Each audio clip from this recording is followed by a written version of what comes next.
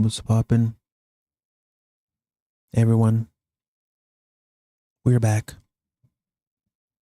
with a very chill look at the news. What's happening?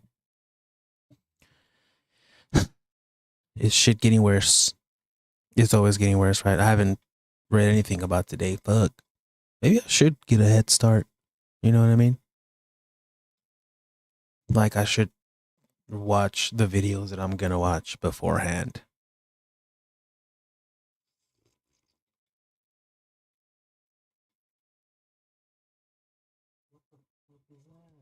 That's weird. I live in a jungle. Desert. Okay, let's party. Let's fucking party, yo. Welcome to Democracy Now!, democracynow.org, The War and Peace Report. I'm Amy Goodman. Iran's military says it's launching crushing, broader, and destructive attacks after President Trump threatened to bomb Iran, quote, back to the Stone Ages, unquote. Trump made the threat in a nationally televised primetime address Wednesday night from the White House. He said the U.S. would continue strikes on Iran for the next 2 to 3 weeks, but provided no timeline for an exit. He said countries that receive oil through the Strait of Hormuz should show courage and seize the waterway. I can say tonight that we are on track to complete all of America's military objectives shortly, very shortly. We're going to hit them extremely hard over the next 2 to 3 weeks. We're going to bring them back to the Stone Ages where they belong. Wow. In the meantime, discussions are ongoing. Really regime change was not our goal. We never said regime change, but regime change has occurred because of all of their original leaders' death. They're all dead. Oil prices soared and stock markets fell across Asia as Trump promised to continue attacks on Iran. Today, foreign ministers from 35 nations, including several EU countries, are holding a virtual meeting to discuss Iran's control of the Strait of Hormuz. The U.S. is not among nations attending the meeting, which was organized by the British Prime Minister, Keir Starmer. On Wednesday, supporters of Iran's government rallied in the streets of Tehran, even as the U.S. and Israel continued bombing. However much they terrorize, however many of us are martyred, we will still have others to take their place. But isn't that crazy? I'll be scared as fuck if they're bombing my city. I'm not going outside. I'm scared to be inside. Fuck. Our country has countless young people who will stand firm, remain, and continue the path of the martyred. Meanwhile, Iran is continuing retaliatory attacks across the Middle East. In the United Arab Emirates, officials say shrapnel from an intercepted drone fell on a farm, killing a Bangladeshi national. Qatar's defense ministry says it shot down 2 cruise missiles fired by Iran, while a third missile evaded air defenses and struck an oil tanker leased to Qatar Energy. Saudi Arabia, Kuwait, Bahrain, and Jordan also reported missile attacks from Iran. In Israel, millions of people ushered in the start of Passover Wednesday evening in bomb shelters as missiles fired by Iran and Hezbollah triggered air raid sirens. Israeli authorities said 14 people, including an 11-year-old girl, were wounded when an Iranian missile fell near Tel Aviv. In Iraq, the U.S. Embassy in Baghdad's urging all U.S. citizens to leave Iraq immediately, warning Iran-aligned militias may be planning attacks within the next 24 to 48 hours. The warning came after U.S. journalists shelled. I was going to say, I heard someone got kidnapped, bro. That's not cool, dog. I mean, I get it, but journalists just... Kittleson was abducted in Baghdad after a car chase on Tuesday. The New York Times reports Israeli military officials are privately urging Christian and Druze communities in southern Lebanon to force out Shiite Muslim residents sheltering among them. Human rights groups condemn the plan as ethnic cleansing. This comes as Israel's ordered the expansion of its so-called buffer zone in Lebanon from the Litani River to areas north of the Zahrani River, displacing about a fifth of the Lebanese population. Israel's finance and defense ministers have called on Israel to annex southern Lebanon. More than 1,200 people have been killed in Israeli attacks on Lebanon since March 2nd. The World Health Organization has recorded at least 120 attacks on medical infrastructure across Lebanon, Iran, and Israel since the start of the war. Meanwhile, the UN says 3 Indonesian peacekeepers killed in southern Lebanon last weekend may be war crimes victims. That an investigation is underway. Repeatedly, these incidents are unacceptable and demand full accountability. Attacks on UN peacekeepers may constitute war crimes under international law. Useless.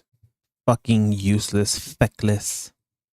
Russia's military leaders say they've taken complete control of eastern Ukraine's Luhansk region. It's one of 4 Ukrainian regions Russia annexed in 2022. On Wednesday, Ukrainian President Volodymyr Zelensky criticized Russia for rejecting a proposed Orthodox Easter holiday truce. He says Moscow instead fired more than 700 drones into Ukraine in daytime attacks targeting civilian infrastructure. At least 4 people were killed. Meanwhile, the Financial Times reports President Trump's threatening to halt military aid to Ukraine if U.S. allies in Europe don't join efforts to reopen the Strait of Hormuz. U.S. House Speaker Mike Johnson and Senate Majority Leader John Thune have announced a 2-track plan to end the partial shutdown. How he was like, we don't need him. I just asked him to join to see what would happen. You know, they didn't listen, so I don't care. We don't need him. But he's like, if you don't help me, I'm going to stop helping Ukraine.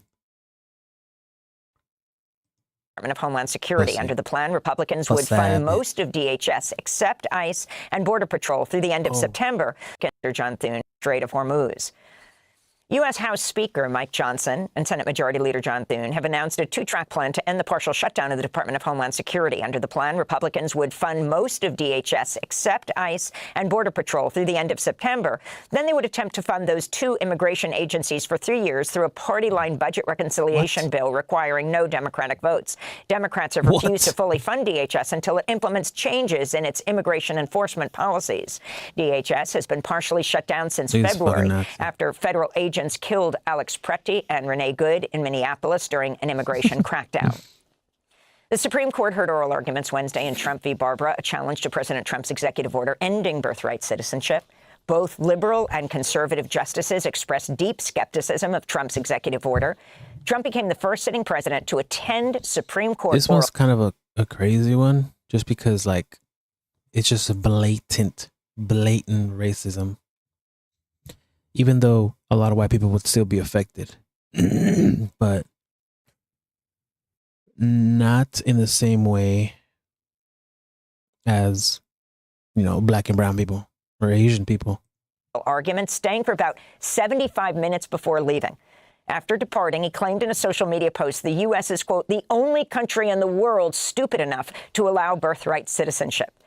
In fact, roughly 36 countries offer it, from Mexico to Canada. This is Cecilia Wong, the ACLU's national legal director, who argued before the Supreme Court for birthright citizenship. I come out of the court today with the thought of my parents and so many of our parents and ancestors who came to this country seeking refuge, seeking new opportunities, and who relied on the rule that we've had in this country for 150 years, that everyone born here is a United States citizen, all alike. And I'm confident that the court is going to turn back this president's effort to radically rewrite our 14th Amendment rule of birthright citizenship.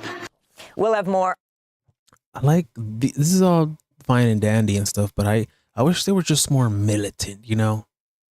Like, I wish they would be like, come get it. Come take my birthright, mother lover. Be like, we will stand and we will fight fist to fist. Come get it. And then her carrying like a rifle and shit. Bruh. That'll be awesome. None of this, oh, I think about my parents coming in here and getting the opportunity.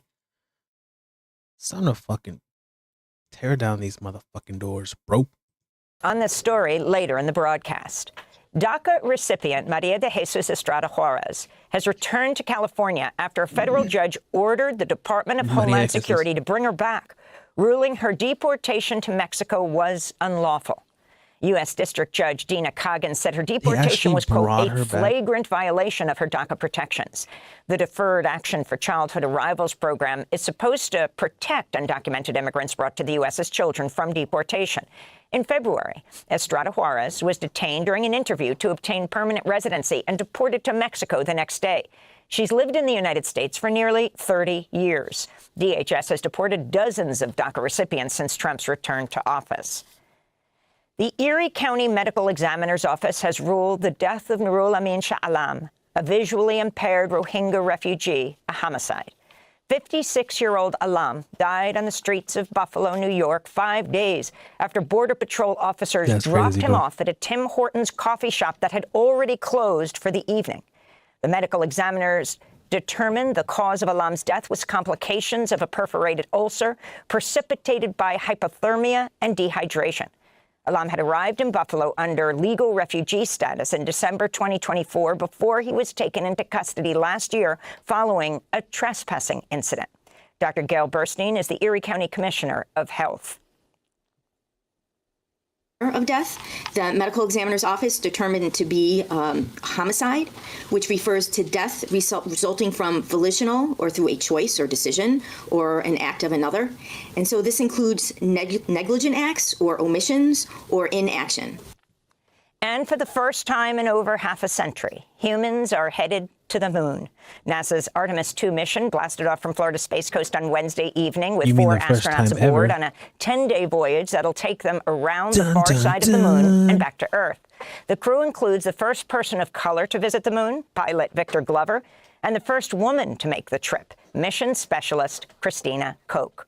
And those are some of the headlines. This is Democracy Now!, democracynow.org, The War and Peace Report. I'm Amy Goodman. And I'm Nermeen Sheikh. Welcome to our listeners and viewers across the country and around the world. Thanks for watching Democracy Now! On YouTube. Subscribe to the channel and turn on notifications to make sure you never miss a video. And for more of our audience-supported journalism, go to democracynow.org, where you can download our news app, sign up for our newsletter, subscribe to the daily podcast, and so much more.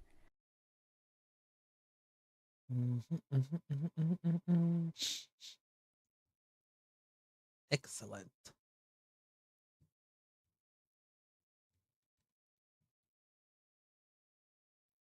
I think we can get out of this page, can we? Oh, all right. Let's watch some motherfucking videos.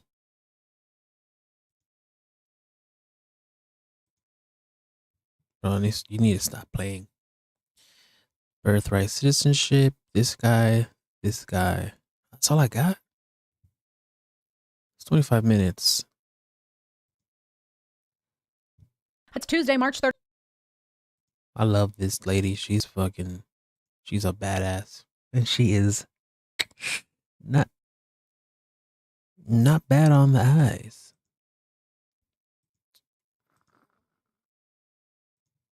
31st, 2026, you're tuned into Why America? I'm your lawyer friend, Legia Miller. Tomorrow, the Supreme Court will hear oral arguments on one of Trump's most controversial policies, if you could even identify what his most controversial acts have been in the first year. But this one is definitely high on the list, ending birthright citizenship, the constitutional guarantee most have taken for granted.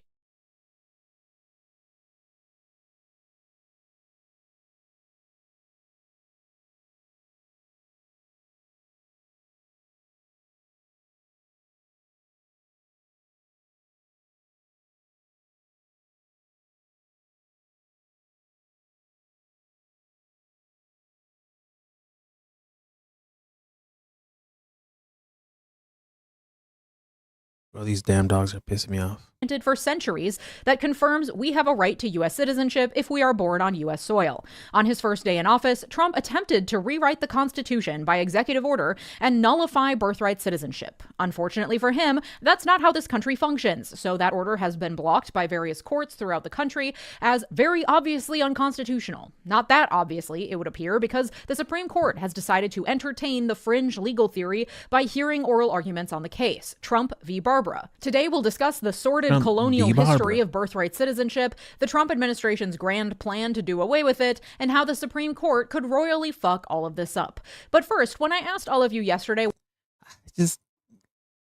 I don't want to. I know about the history. I want to know what they're proposing. What is it, a bill? What are the implications? What does it have? Who needs to worry?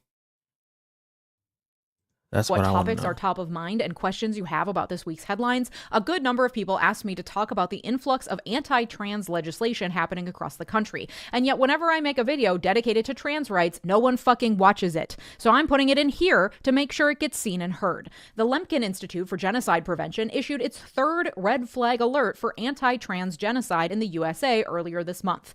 According to their report, quote, 2025 was the 6th consecutive record-breaking year for the number of anti-trans trans bills considered across the country. The administration has moved from identifying transgender people as a threat to the family and to the nation's military prowess to claiming that transgender people constitute a cosmic threat to the spiritual health of the nation and the greatest direct threat to U.S. national security in the world. Given these ideological developments, especially coupled with the increasingly hostile and draconian legislation against trans identities, the Lemkin Institute believes that the United States is squarely within the early to middle stages of a genocidal process against trans people, the goal of which is to completely erase transgender people not only from public life, but also from existence in the U.S. and globally. In late January of 2026, the Kansas state legislature passed a bathroom ban that includes a bounty for Americans who hunt and find trans people using the appropriate bathroom for their gender. Anyone who encounters a suspected trans person in a bathroom can launch a civil suit against that person.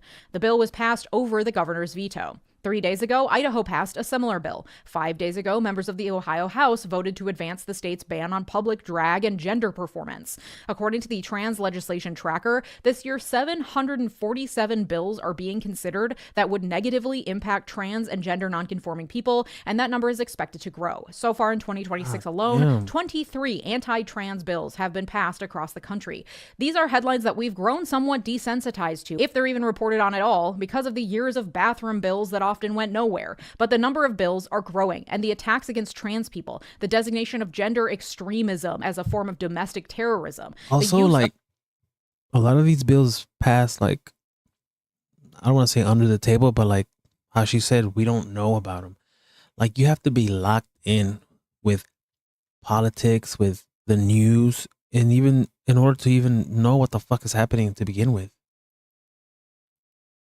I didn't even know about some of these. I know about the, like, you know, big headlines type, but like my friends and family, they have no clue. They have zero clue that these things are happening. My sister is a huge fan of what is it called? The drag queen show. I wonder if she'll give a crap now. Of trans folks as a scapegoat for anything and everything by this regime is deeply, deeply concerning. It is creating an environment ripe for abuse in an already vulnerable community. So look out for your trans friends and community members, because they are fucking going through it, and it's often overlooked. So I wanted to just say, I see you. Relatedly, at the Supreme Court yesterday, the court voted 8-1 against Colorado's ban on conversion therapy, finding in favor of a talk therapist who claimed her First Amendment rights were being infringed upon when Colorado banned her from engaging in conversion therapy, attempting to help heal people of their gayness. 8-1. Justice Ketanji Brown Jackson was the lone dissent. She argued that incidental infringement on free speech in the context of a state's right to regulate healthcare is acceptable under the Constitution. I've linked the full case in the sources, which are linked in the description below, as per usual. And tomorrow, the Supreme Court will hear oral arguments in the landmark Birthright Citizenship case, the one that... As far as conversion therapy one goes, what I've read so far is that there's no, like, conversion therapy is still illegal. It's still going to be illegal. What happened is, now, back then, if a gay kid came in, she couldn't ask, do you want help, you know, becoming ungay? That was illegal. Now, the only thing that changed is that she can now ask, do you want help, you know, being cured of your gayness, which is crazy, because being, you know, gay or trans or whatever is not a fucking medical condition. And that's how they're trying to see it as. I know there's other implications, but as far as like the law goes, that's what happened. I think I'm like 98% sure, but there's more. There's other things that could happen. You know what I mean? That's why people aren't happy. You know, you shouldn't be happy. You should just keep an eye on this shit.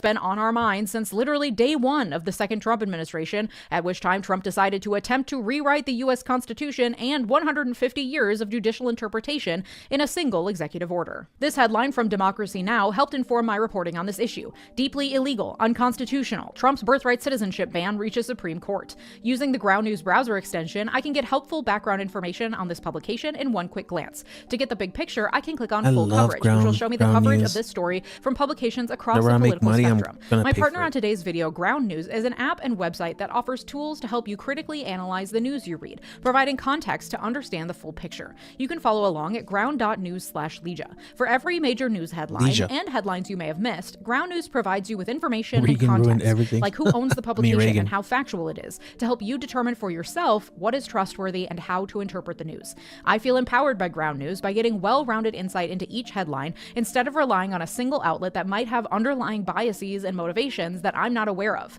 Ground News also ensures that I never miss a headline because of my own information bubble with its blind spot feature, by highlighting stories that are covered on one side of the political spectrum and not the other. Ground News is transparent about its methodology, how it assesses each story and publication, including how it uses 3 independent monitoring organizations to assess the bias rating for each publication. I genuinely think the world would be a better place if everyone had this much context about the news they read, because depending on where you or your family members get the news, you're going to get very different takes on the same story. And listen, I'm not the only one who loves Ground News. The Nobel Peace Center even called it an excellent way to stay informed, avoid echo chambers, and expand your worldview. I'm always really impressed with Ground News and genuinely think they're a great resource. If you want to stay informed on U.S. politics and more, subscribe through this QR code or my link below at ground.news/Legia for 40% off this unlimited access Vantage plan. It comes up to $5 a month for unlimited access to all the features I've mentioned. Thanks, Ground News. On January 20th, 2025, his first day back in the White House, Trump issued an executive order titled Protecting the Meaning and Value of American Citizenship. The one thing they got right is quoting directly from the 14th Amendment, which was passed in the wake of the Civil War and states, quote, all persons born or naturalized in the United States and subject to the jurisdiction thereof are citizens of the United States and of the state wherein they reside. Now, the text is pretty clear, right? But the main issue here is that clause, subject to the jurisdiction thereof. The question is, when is someone subject to the jurisdiction of the United States? We have the answer to that, and I'll go over that, but despite the Supreme Court having answered that question pretty thoroughly over the last 150 years, Trump's executive order just creates a new law around who is subject to the... That's another thing. This whole time you're telling me that a president could come in and just at least try and change things. This guy has signed so many executive orders that I think some of them, you know, are going through. My thing is, this whole time people could do that. Presidents could do that. So that means that this whole time, presidents who are like Democratic or on the left, let's be for real, Democrats are not on the left, they could have made some serious changes, but they chose not to. Again, the Democrats are... they're just as bad, bro. The Democrats throw you crumbs and expect you to get on your knees and thank them. The Republicans, at least, they throw crumbs at you, but then they pick them up. And they go, see, aren't you grateful we gave you crumbs? Oh, brother.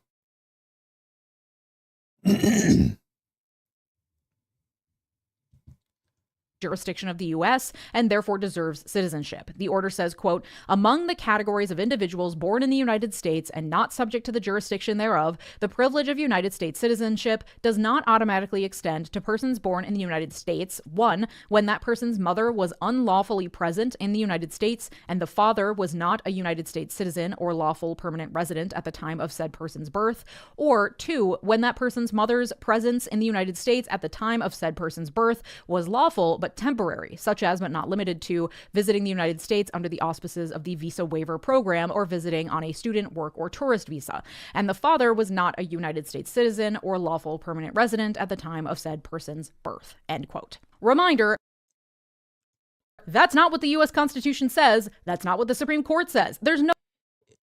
That means so many people. And again, they said, I think I heard that it's after January 20th, 2025. People who are born, kids who are born after that date, that's when this happens. But I've heard that No, they want to take it back a couple years. I don't know how many. That's what I'm trying to figure out. How many years back? Because, shit, we're all in trouble.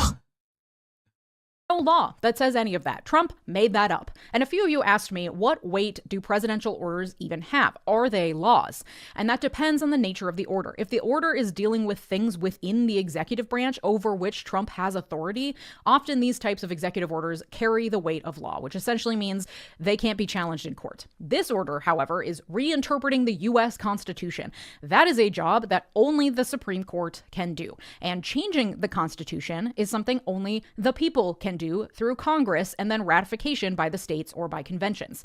So this executive order is clearly outside the bounds of his authority. He does not get to orders carry the weight of law, which essentially means they can't be challenged in court. This order, however, is reinterpreting the U.S. Constitution. That is a job that only the Supreme Court can do. And changing the Constitution is something only the people can do through Congress and then ratification by the states or by conventions. Congress is so this executive order is clearly outside the bounds of his authority. He does not get to say what the Constitution says or means or rewrite it by executive order, period, full stop. But the authors of this executive order knew that. They knew it would lead to lawsuits, and those lawsuits would result in injunctions, which is exactly what happened. So just so we're clear, this executive order is not currently in force. It has been blocked by lower courts.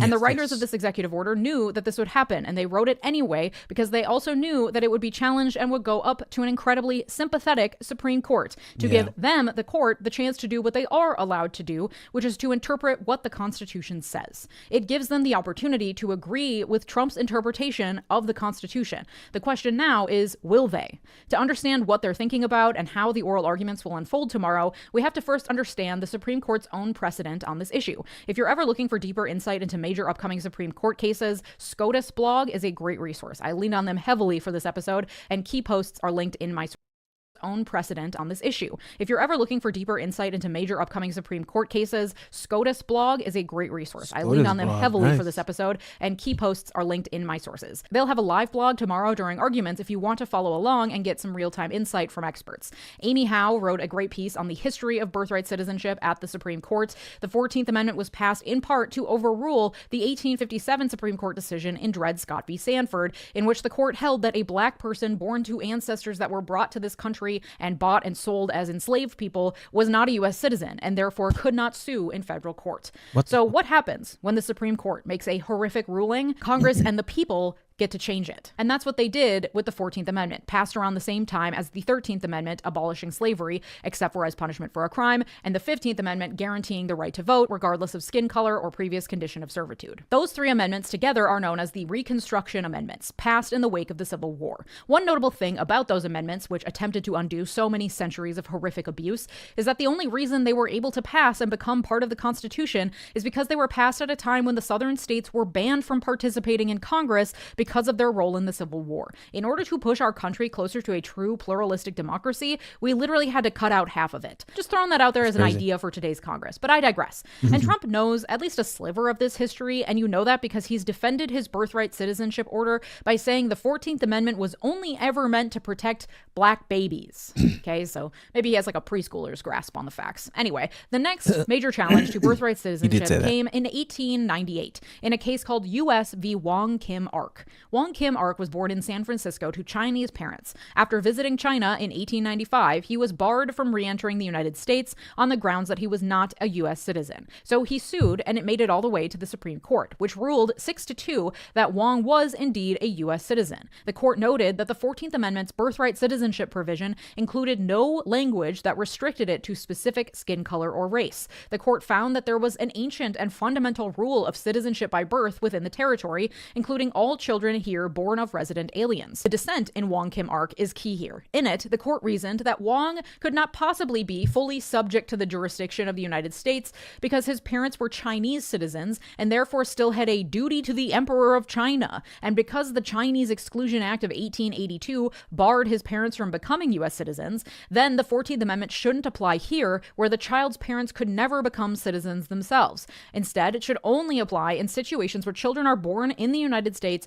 to parents permanently located inside the U.S. and who might themselves become citizens one day. I wonder if she's just Basically, these talking Chinese off the parents top are of her too head, close or to she the reading Emperor of China, and we can't trust them, so we can't let their kids be citizens because they'll always be just a little bit loyal to China, which is a fucking reach. But you'll see how this has been adopted and morphed into present-day arguments by the Trump regime in a minute. Also, this was a dissent, which is not binding precedent, just so we're clear. In 1982, the Supreme Court heard another case related to the within its jurisdiction language in the 14th Amendment in a case called Plyler v. Doe. In that case, Texas had passed a law attempting to bar undocumented immigrants from attending public school, which the justices ruled violates the part of the 14th Amendment that bars states from denying to any person within its jurisdiction the equal protection of the laws. This was in 1982, and what do you know, it was reported literally this week that Republicans and Stephen Miller are calling for children of undocumented immigrants to be banned from public schools.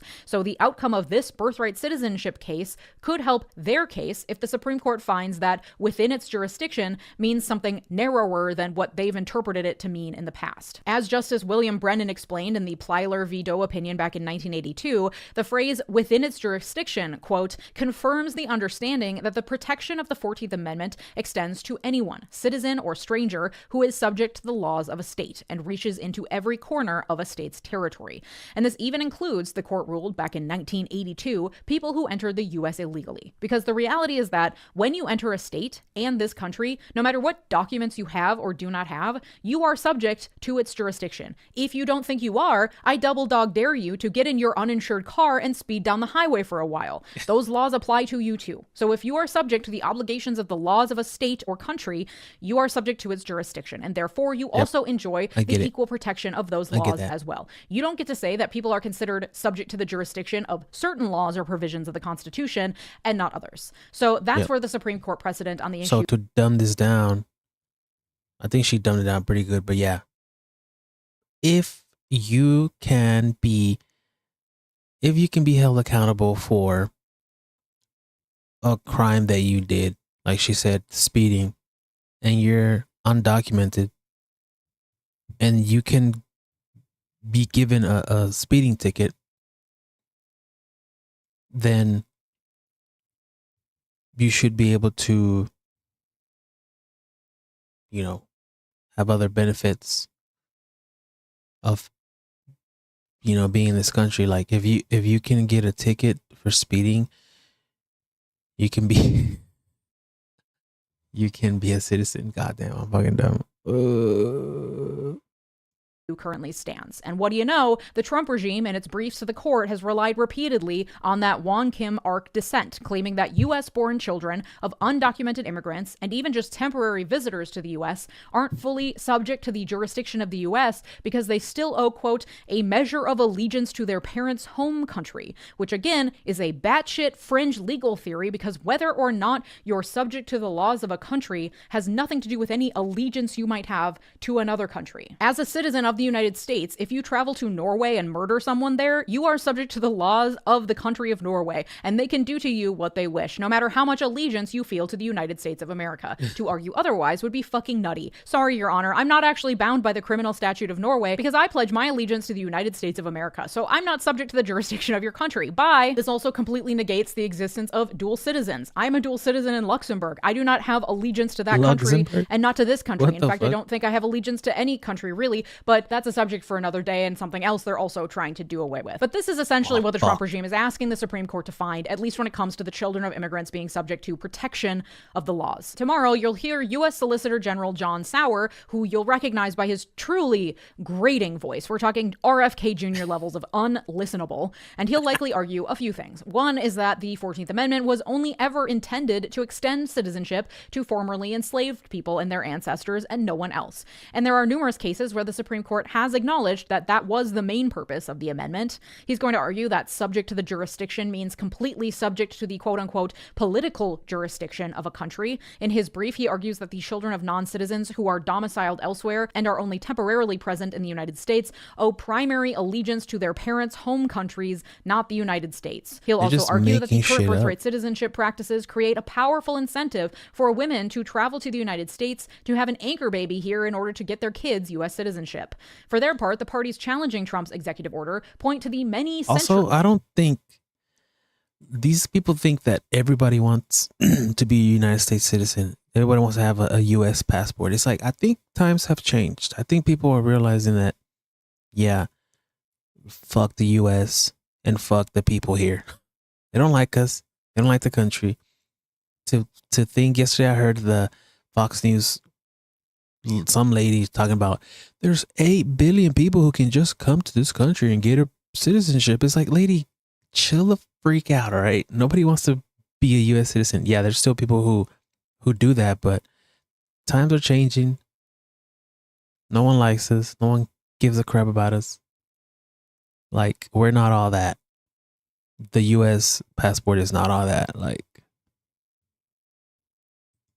of common law tradition that the 14th Amendment was based on, which granted citizenship based on place of birth, not parentage. In English law, which much of our system is based on, children born in the English Empire were subjects of the king, whether or not their parents lived in England permanently. That's great. Tomorrow, you will likely hear discussions of jus soli versus jus sanguinis. That's Latin. Anyone who wants to get in the comments and correct my Latin can see themselves out, fucking nerds.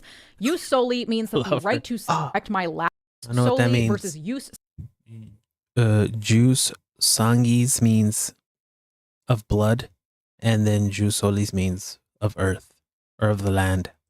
Sanguinis. That's Latin. Anyone who wants to get in the comments and correct my Latin can see themselves out, fucking nerds.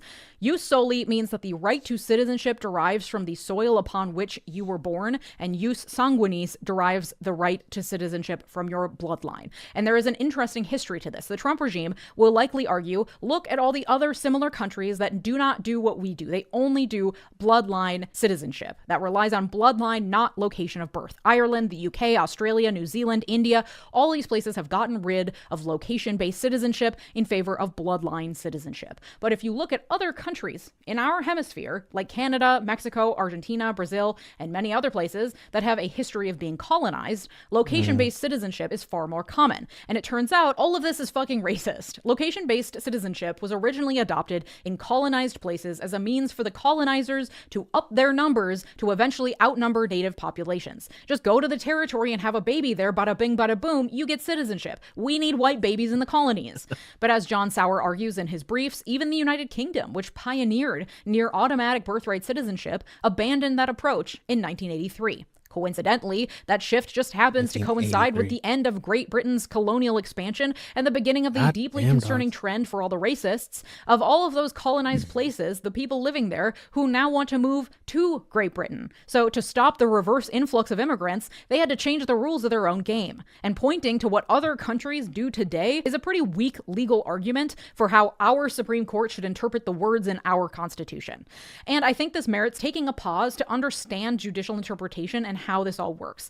There are different kinds of interpretation that judges use to try to interpret what the law means, which is their job. First and fucking foremost, you have to read what the law fucking says with its words. That's a great first step. If you do that in this case, you can just stop there because, wow, we've reached our fucking answer. As you'll hear the challengers to the Trump regime argue tomorrow, jus soli and jus sanguini both existed at the time the 14th Amendment was written. The writers understood what they were and that the U.S. had a long tradition of granting citizenship to white people, at least, born on U.S. soil. They would have known that this amendment would extend that same process to anyone born in the United States and subject to the jurisdiction thereof. Had they wanted to place limits on bloodlines or jurisdiction, they would have done so. So if you are a judge looking to interpret a law, first step is to read the words of the law. Okay? And then if that's not clear, if the plain meaning of the law leaves questions, then you look to the dictionary definitions of the words in the statute. After that, you look to what the words meant at the time they were written and how that word was similarly used in other parts of the law or other laws written at that time. Again,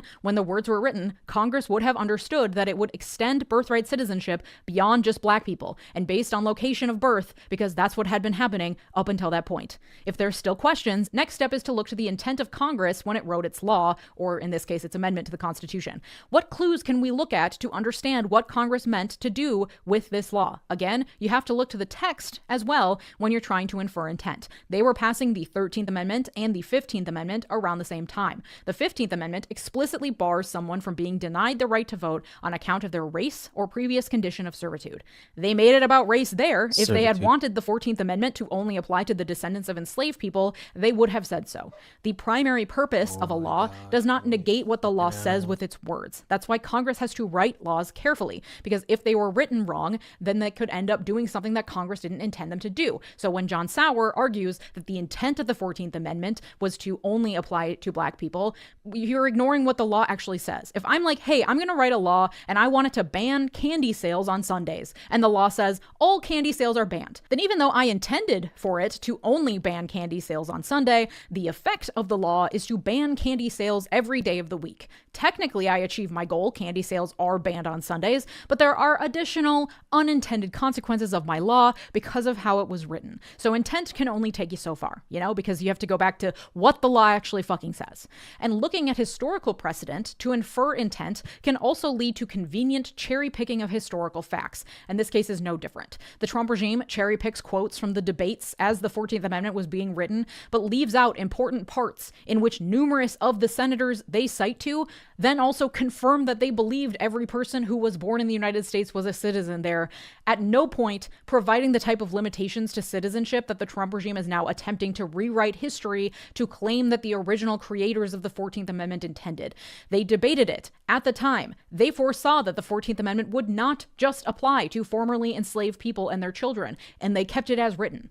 And after you've done this judicial interpretation, you've looked to the plain meaning of the text, you've looked to the historical meaning of the words, you've looked at the intent of Congress as it was writing the text, then you also can consider what are called policy arguments, arguments that look to the practical effects of the law and why they are good or bad. For the government, you'll likely hear them argue that the effect of the current birthright citizenship law is that women are coming over here to have anchor babies. That's a policy argument. As a counter to that argument, the challengers note that the rate of this so-called birth tourism is incredibly marginal. But even if it were more than just a marginal number of people doing it, there are ways to solve that problem of birth tourism that are less drastic than completely eliminating all birthright citizenship. So for those of you keeping track at home, the Trump regime loses on all fronts. The 14th Amendment is really clear. Congress knew what it was doing when it wrote the thing. Supreme Court precedent completely goes against what the Trump regime is attempting to do. And any policy arguments that there are nefarious immigrants doing nefarious deeds because of birthright citizenship can be counteracted with measures less drastic than doing away with centuries of established citizenship guarantees. The questions that the justices pose to both sides tomorrow will likely give some insight into how the justices are thinking about the issue. I'm not seeing much consensus from legal experts about them coming out one way or another. I think it's clear the way they should come out, but you never fucking know with this court. This is why people will be listening to tomorrow's oral arguments closely to get a sense which way the court might come down. Because if they side in Trump's favor, it could mean a catastrophic sea change for how citizenship functions in this country, the effects of which we really can't fully anticipate or wrap our heads around at this stage. As for public opinion, people are generally really into the idea of birthright citizenship, like 90% support it, until they're polled about how they feel about citizenship being given to the children of people who immigrated to the US illegally. When asked that, the number of people who support birthright citizenship for children of undocumented immigrants falls to 50% or even as low as 39%, depending on how the question's phrased. But the Supreme Court is not bound by public opinion. It is their job to interpret what the law says. If the people feel strongly enough about something, they have to make the change to the Constitution, which requires a level of consensus we haven't managed to achieve in over 30 years. So whatever the Supreme Court decides, we're likely stuck with. If you want to listen along live to oral arguments tomorrow, they start at 9:30 a.m. Eastern Time, and you can listen on C-SPAN or just go to YouTube and search Trump v. Barbara oral argument, and most major news networks will have a live stream going. If you'd like to support my work, consider joining on YouTube, Substack, or Patreon to get access to all these episodes completely ad-free. Also, if you like my Reagan Ruined Everything t-shirt, you can get one for yourself at LegionMillerMerch.com. Thank you to my multi-platinum patrons, Christopher Cohen, Evan Freely, Mark, Sarah Shelby, Dennis Smith, Art, David, Latranger Lucas, Thomas Johnson, and Tay. Your generosity makes this channel what it is, so thank you so much. And if you like this episode, you'll like my episode from last week about how the Supreme Court seems poised to gut mail-in voting in America. Thanks so much for watching. Have a good day. Bye-bye. Bye-bye. What? I just, it's racism. That's all it is. They just want they don't want any more black and brown people to be born here. And again, this would affect white people too, but not in the same way.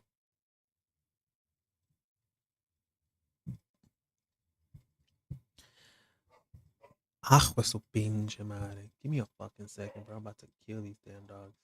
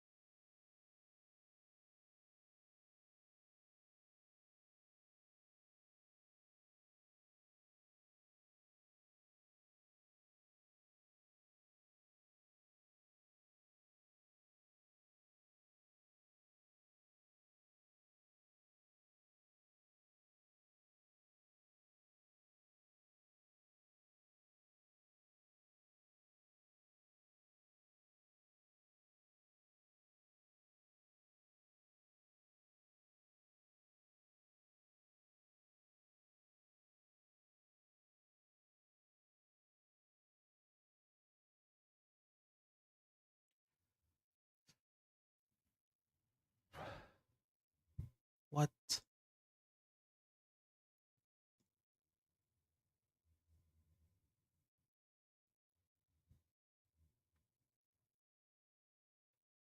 The audio stream currently 0. What do you mean? Why does that always happen, bro? You're lying.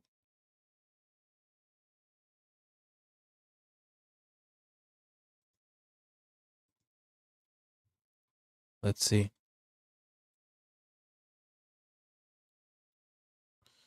Any day now. Jeez.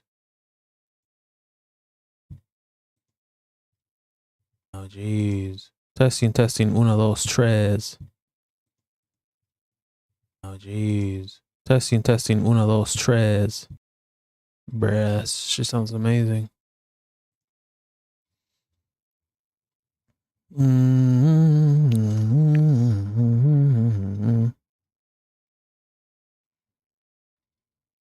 want to watch this video, but later. You know what I mean? later. No, stop.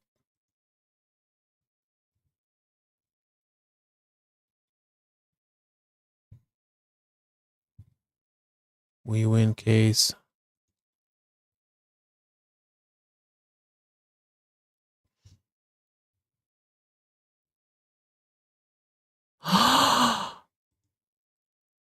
Breaking news! Special report. Here's Hallie Jackson. Yo! Good day. We are coming on the air with breaking news. President Trump has apparently fired his Attorney General, Pam Bondi, according to a senior administration official. Fuck you. The heat. They're turning up the and heat. A source familiar with the matter. This comes after NBC News learned that the president has grown frustrated with his Attorney General in recent days. What did I say? According to multiple. What the fuck did I say? I hope it's somewhere here. But he put the ladies in the front row to get, you know how in war they send their less valuable people in the front row to get shot up first, like old school war. That's what he did with the women here, bro. They're all going before the men.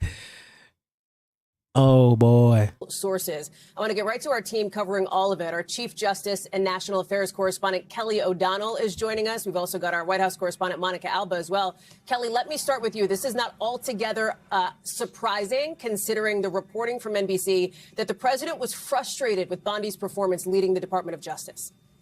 And we've often seen the president let some of his intentions, feelings, concerns bubble out publicly as one measure of how he makes these decisions. For Pam Bondi, this is a blow because she has been a very loyal sort of friend and ally of the president for a long time, going back to Florida, assisting in the first Trump term. She fucking ruined her life after this.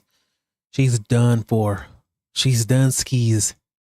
And this, in many ways, comes down to a representation of the frustration that President Trump has, that his vision for how he could exact retribution against political rivals and those who had, in his perception, done him wrong at some past point, to be brought to justice. That has not happened, even though this Department of Justice under Pam Bondi has attempted to do so in a number of areas where we've seen the failed attempts to prosecute James Comey or Letitia James. Then there's the broader issue of the Epstein files. There was a moment where Pam Bondi, who in the journey of her time as Attorney General has been both loyal but has also committed some self-inflicted errors. She talked about having the so-called Epstein list on her desk, and that never materialized. She had led people to believe there would be more coming on Epstein, and then initially last summer, the Department of Justice said the files would be closed, there was no action to be taken, and that triggered a groundswell that was a broader political coalition than you might expect, certainly those in the MAGA community and then those who were very supportive of the survivor community around Epstein. Hallie, you've talked to a number of those survivors, and there was a political engine that developed around them, bringing it to a point where Congress required the Department of Justice to produce those files. They have done so, but only in a limited way. It has not been the full set of files. So Pam Bondi has not been able to insulate the president from some of the criticism related to the Epstein ordeal. She has not been able to deliver on some of his desired prosecutions, and that frustration has apparently bubbled up. All the ways in which she has been loyal were certainly put in a back seat, and she was in the seat with him yesterday, going in the beast, as it's known, the presidential limousine, to the Supreme Court to listen to one of the key ideas of his time in office, which is birthright citizenship that he wants to challenge. Apparently, she was unable to save herself in those personal, direct moments with the president. She attended his speech last night in the White House. So personal relationships only go so far. Loyalty is sometimes only one way when we observe Donald Trump. And Pam Bondi, Attorney General of the United States, is out. Hallie?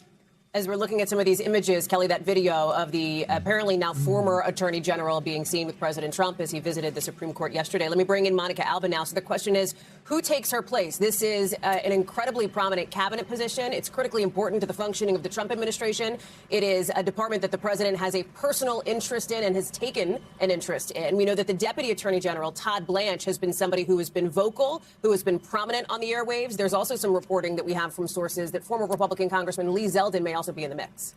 Yeah, and of course, he is already in the cabinet, Lee Zeldin, Hallie, that you referenced there, as the EPA administrator. So he is somebody who could be potentially tapped for that. But it does appear now that the president spoke by phone with another outlet. I'm not the only one, obviously, who sees this. Bondi was awful, but no worse than Patel. Nome was terrible, but no worse than Hegseth. Ugh. Funny that it's only the women who get fired. Bruh. And seemed to confirm that Todd Blanche, the Deputy Attorney General, would now take the place of interim Attorney General, at least at this moment, while they do figure out this transition and before they do make any potential announcements. It is typical for the President of the United States to be the one that usually shares some of this information on Truth Social or in some kind of an appearance or announcement, but he has yet to do that. But as Kelly just pointed out, Pam Bondi has been a ubiquitous figure in this White House. She has attended many of the events. She has traveled with the president quite frequently. Dude, it's so crazy. I mean, there it is. New York Times, President Trump fires Attorney General Pam Bondi on Thursday, removing the nation's top law enforcement officer as frustration with her job performance deepened.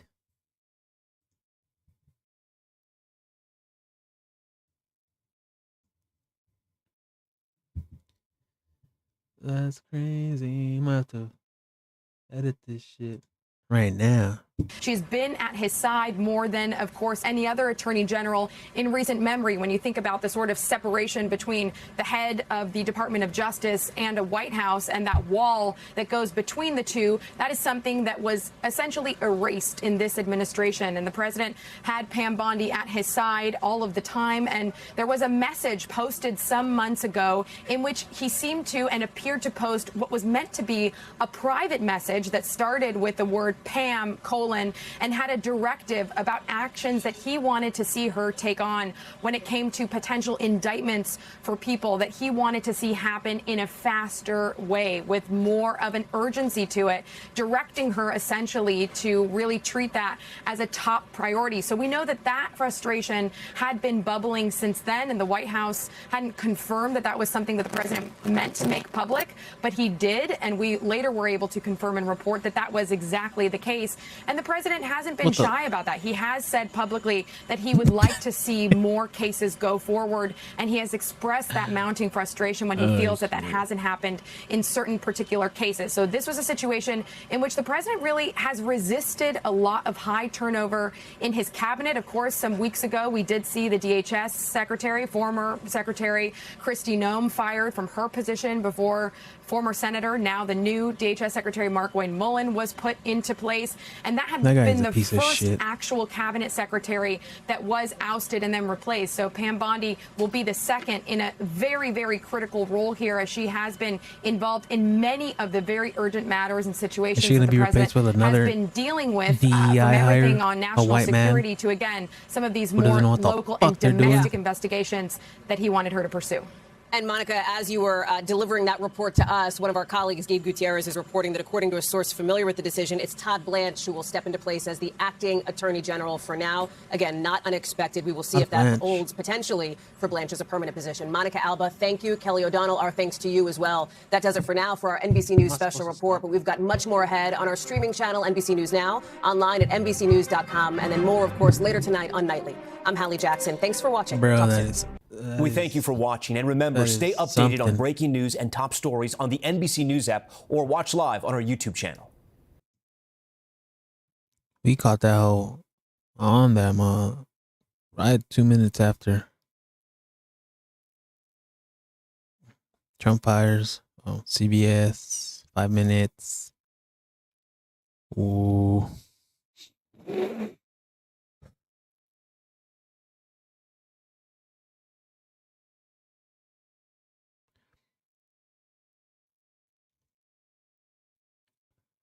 Última hora. Trump remueve a Pam Bondi de la Fiscalía General del Fiscalía. I don't know what.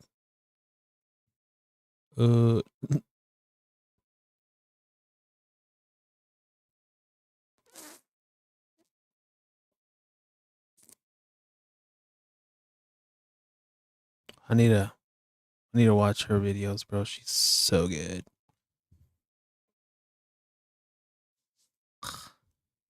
Pax Americana, what the fuck is that?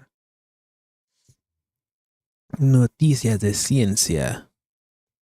All right, news. Pam Bondi fucking fire, bro. Fucking got him. All right, I want to watch MSN now, and then is there a Fox one?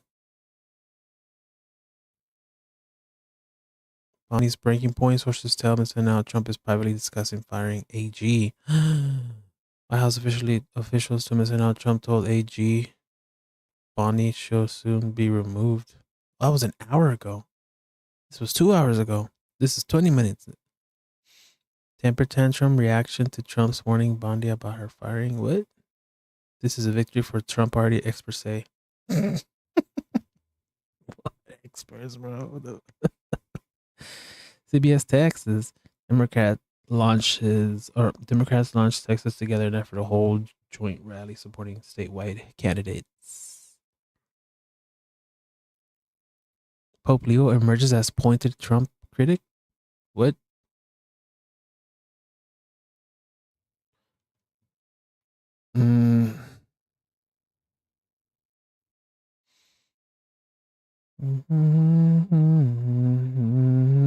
Oh, here we go back to this.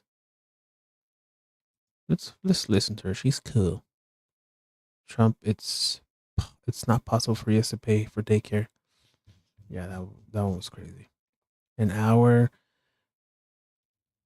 20 minutes. Joining me now, MS Now White House reporter. Hold on. Yeah, damn it. Oh, that just leaked.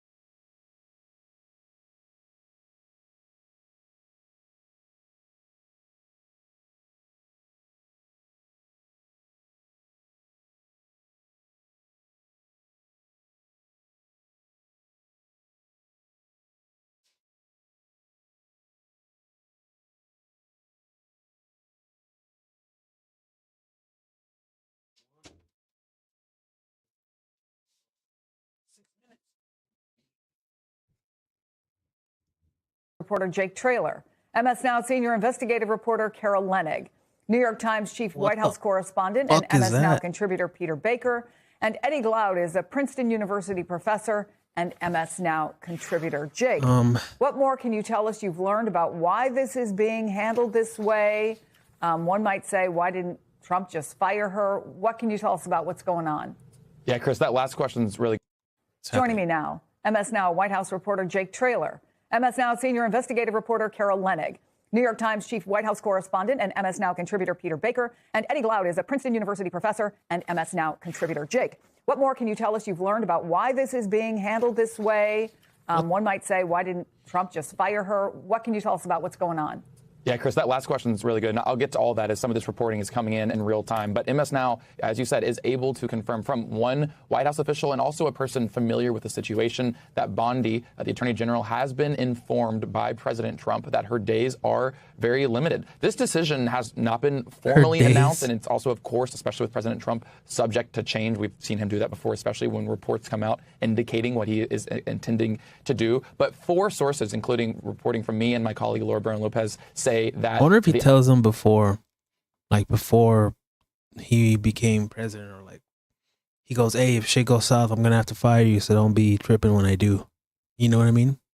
Ousting of Bondi at this point is imminent. I had one White House official tell me actually that they can't believe it hasn't already happened this week. They expected it even earlier. Many people in Trump's orbit, including some of his closest aides and allies, have really had the knives out for Bondi for months. A lot of that started, remember, with her handling of the Epstein files. I will say this, the process that you asked about of why he would inform her as opposed to just having her demoted, as we've seen already with Mike Waltz and Kristi Noem in the second administration. One White House official told me that personally, the president still really likes Pam Bondi, and he is hoping to help her, quote, help her along. So he wants to help her in some way land softly. So we are seeing a bit of a different style here, where typically we've just seen the announcement of a demotion or a firing altogether. And in this case, there was some type of back and forth behind the scenes that's taking place before the official announcement comes out. MS Now also can confirm as well, Chris, that 3 people familiar are saying on that short list are Lee Zeldin, the current administrator of the EPA. So a lot of pieces of the puzzle coming in together in real time here. But what is clear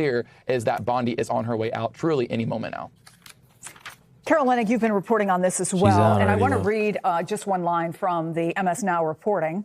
Bondi, a former Florida attorney general, has bent the DOJ to the will of the White House unlike any attorney general in modern history.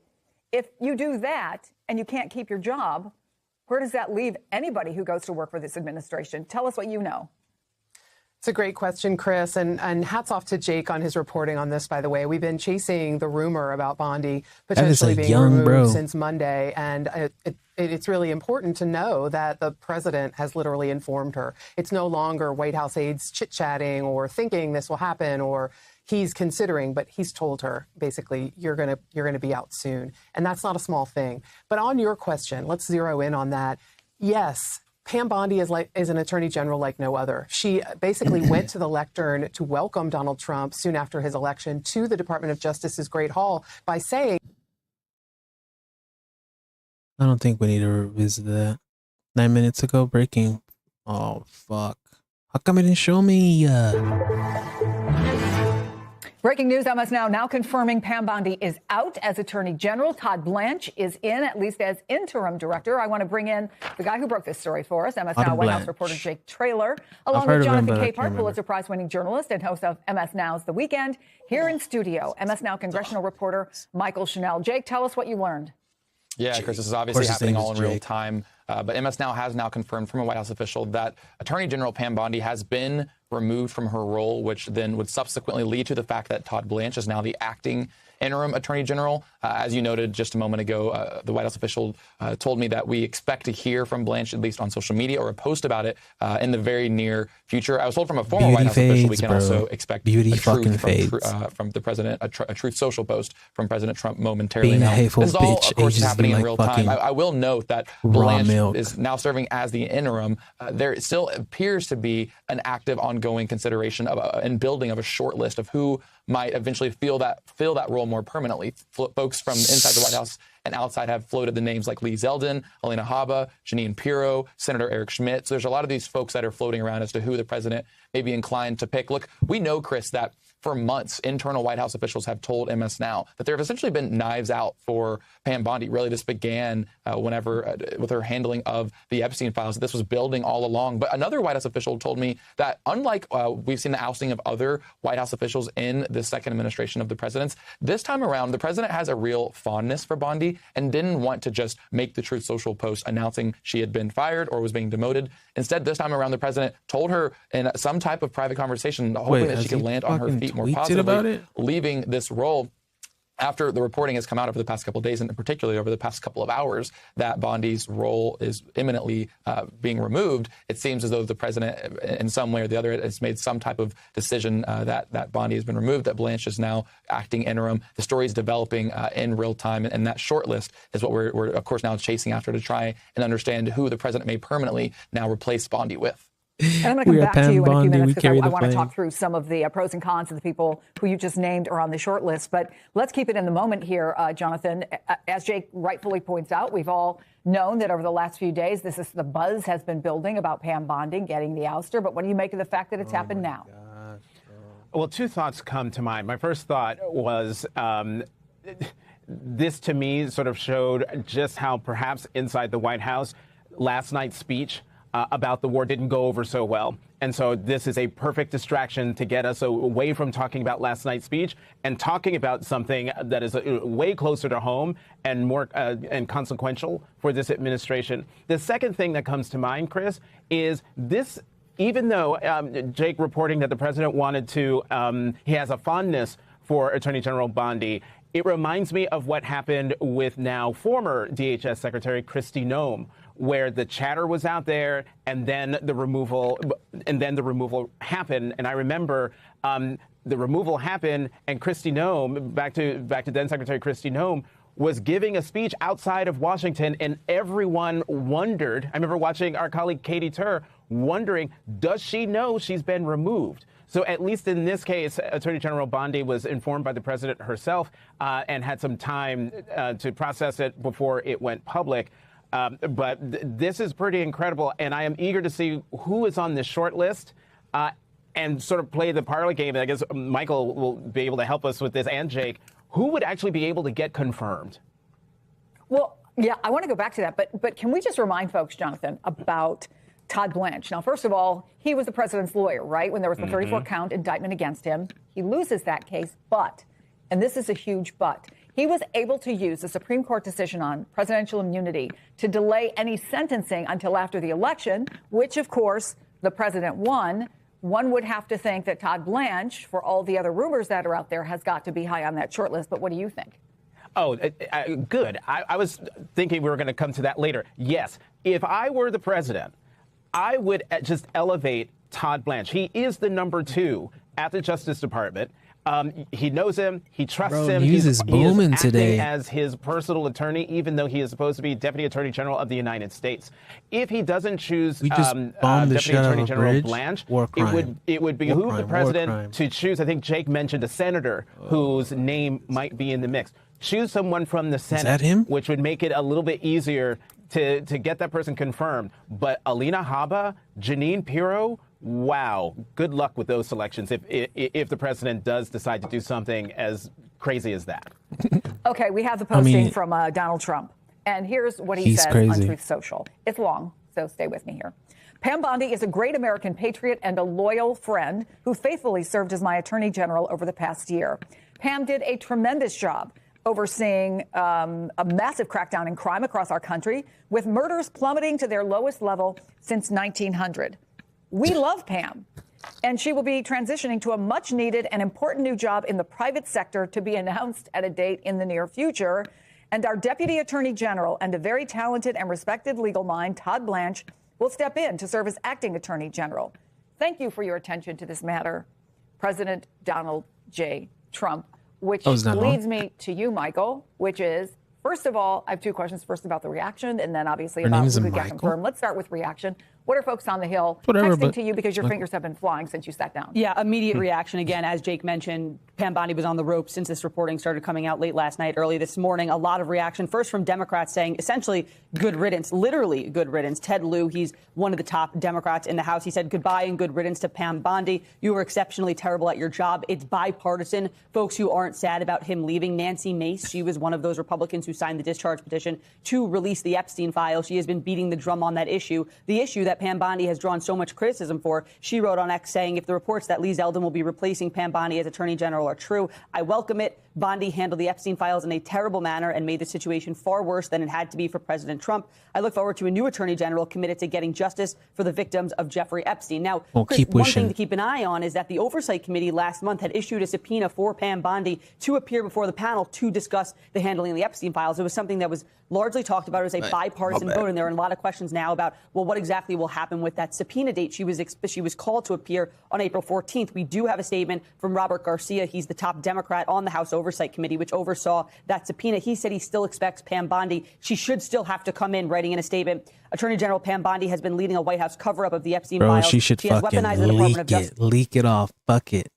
To protect Donald Trump and put survivors in harm's way by exposing their identities. Here's the key graph. She will not escape accountability and remains legally obligated to appear before our committee under oath. She must answer for her mishandling of the Epstein files and the special treatment she has given to Ghislaine Maxwell. So we're going to have to see how that pans out, but certainly. Well, that's my question, because he is the ranking member. He is not the chairman. What do you think the chances are that still happens? Well, I think frankly, I think there are a lot of still unanswered questions of, is the subpoena still alive and still valid, given that she was subpoenaed as Attorney General and she is no longer in that position. She's going to be somebody in the private sector. I think there are still just a lot of questions about the enforceability mechanisms, but certainly, the immediate reaction right here from Democrats saying they are going to keep up the pressure on Pam Bondi to appear before their panel because they have so many questions about the Epstein files, the handling of the investigation, which was, again, since Pam Bondi came out with those binders that said we have the files. I mean, this has been the thing that she has just seen so much scrutiny for on both sides of the aisle. So Todd Blanche has just posted on this.